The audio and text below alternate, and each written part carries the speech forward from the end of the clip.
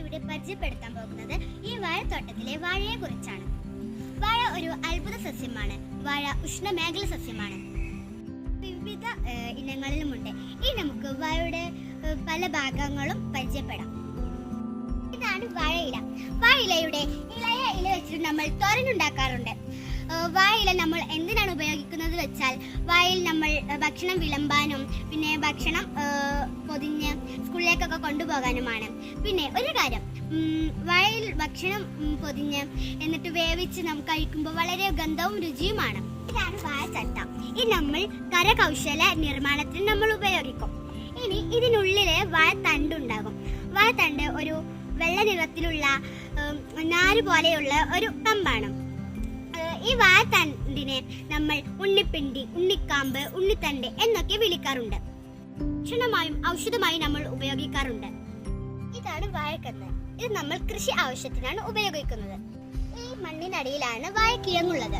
ഈ വാഴക്കിഴങ്ങ് നമ്മൾ ഭക്ഷണം ആവശ്യത്തിനാണ് ഉപയോഗിക്കുന്നത്. ഇത് ഔഷധമായിട്ടും കൃഷി വളമായിട്ടും നമ്മൾ ഉപയോഗിക്കും. ഇതാണ് വാഴയുടെ പച്ചക്കായ എന്ന് അറിയപ്പെടുന്ന ഭാഗം. കായ കൊണ്ട് നമുക്ക് പലതരം വിഭവങ്ങൾ ഉണ്ടാക്കാം. ഉദാഹരണത്തിന് ചിപ്സ്, എരിശ്ശേരി, തോരൻ, അങ്ങനെ പലതും ഉണ്ടാക്കാം. പച്ചക്കായ പഴുത്ത് മഞ്ഞ നിറത്തിലാകുമ്പോൾ അത് നമ്മൾ വിളിക്കുന്നത് വാഴപ്പഴം എന്നാണ്. അതുകൊണ്ട് നമുക്ക് പലതരത്തിലുള്ള വിഭവങ്ങൾ പിന്നെ പലഹാരങ്ങളും ഉണ്ടാക്കാം. ഉദാഹരണത്തിന് പഴം പൊരി, പഴം നിറച്ചത്, ഉന്നക്കായ എന്നൊക്കെ പലതും ഉണ്ടാക്കാൻ കഴിയുന്നതാണ്. ഇതിനാണ് വാഴക്കൂമ്പ് എന്ന് പറയപ്പെടുന്നത്. ഇതിന് നമ്മൾ വാഴത്തട്ട എന്നും പറയും. ഈ വാഴക്കൂമ്പ് കൊണ്ട് നമുക്ക് കറി, തോരൻ, ചമ്മന്തി മുതലായ വിഭവങ്ങൾ ഉണ്ടാക്കാം. ഈ വാഴക്കൂമ്പ് കൊണ്ട് സ്ത്രീകളുടെ ആരോഗ്യത്തിന് വളരെ വളരെ നല്ലതാണ്. ഇത് ഔഷധമായി ഉപയോഗിക്കും.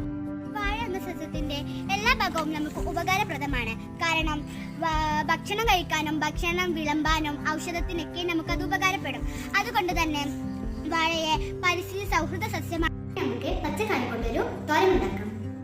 അതിനാവശ്യമായ സാധനം എന്താണെന്ന് വെച്ചാൽ, തൊലി കളഞ്ഞ നല്ല കഴുകി വൃത്തിയാക്കിയ പച്ചക്കായ, തേങ്ങ ചിരവിയത്, ചെറിയ ജീരകം, വറ്റൽമുളക്, വെളുത്തുള്ളി, ചെറിയ ഉള്ളി, പച്ചമുളക്, കറിവേപ്പില, വെളിച്ചെണ്ണ, ഉപ്പ്, മഞ്ഞൾപ്പൊടി, കടുക്.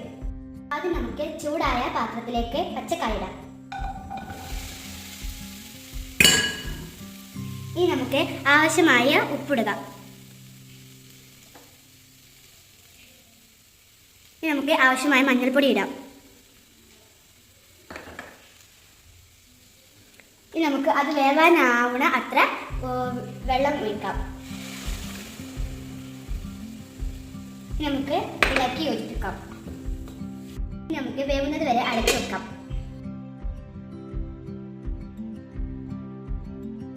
ഇത് നല്ലോണം അരച്ചെടുക്കാം. നമുക്ക് വേവിച്ചെടുത്ത പച്ചക്കായയിലേക്ക് നേരത്തെ അരച്ചെടുത്ത ചമ്മന്തി ചേർക്കാം.